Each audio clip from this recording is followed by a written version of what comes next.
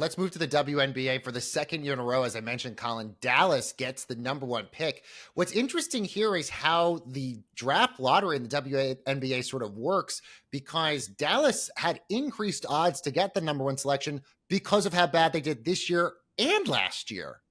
Yeah, the WNBA accounts for the last two seasons. That is their way of sort of fighting against tanking. The Connecticut Sun are the perfect example. The Connecticut Sun had, I believe, were 11-33 last year. Again, one of the worst records in the league.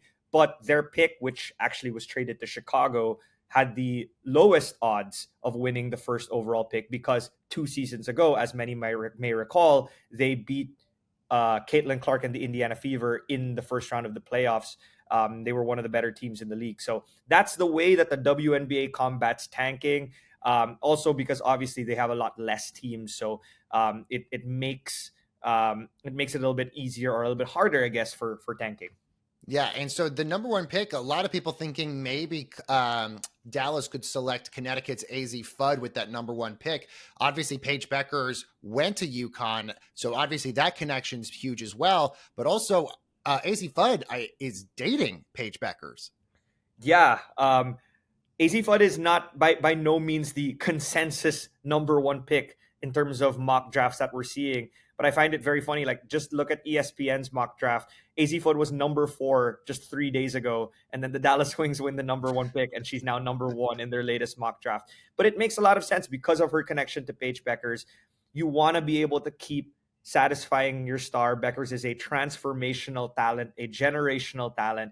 There were already a lot of conversations early before Bueckers was even drafted about whether she wanted to even stay in Dallas. So for her to go there and then now potentially have her romantic partner, her girlfriend, be selected, it only makes sense. And they've already seen success before, winning the national championship earlier this year, actually.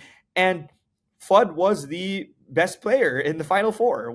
It wasn't actually Paige Bueckers. So you know that Fudd has a lot of talent.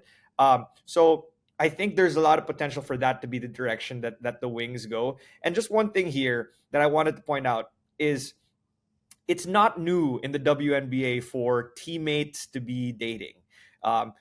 We've seen championship teams, Ali Quigley and Courtney Vandersloot, the backcourt of the Chicago Sky when they won the championship in 2021. They were married. So they are an iconic couple. Even with the aforementioned Connecticut Sun, they previously had Alyssa Thomas and Dewana Bonner, who are also married and are now teammates again at the Phoenix Mercury. So it is not uncommon in the league. You could say that it may be different because they're not married, and that, could present potential risks, but it is definitely something that is seen in the league and has been there for quite a while. Given the fact we're seeing still the sort of reverberations of the Luka trade and the fiasco that has happened with the Mavericks, do you almost feel like that this goes into the decision-making process for the Wings here, that they, have to make sure that Paige Bueckers is really sort of happy here, given the fact that the Mavericks sort of sabotage so much with Luka Doncic? I mean, obviously the ownership groups are completely different. In fact, the Dallas Wings don't even play in Dallas yet. They will soon. But I do believe that there's a certain level of understanding when it's right in your backyard or in your neighborhood that this thing has happened, right? That what's happening in Dallas from your NBA team is something that you're seeing on a day-to-day, week-to-week, month-to-month basis, and the reaction of the fans.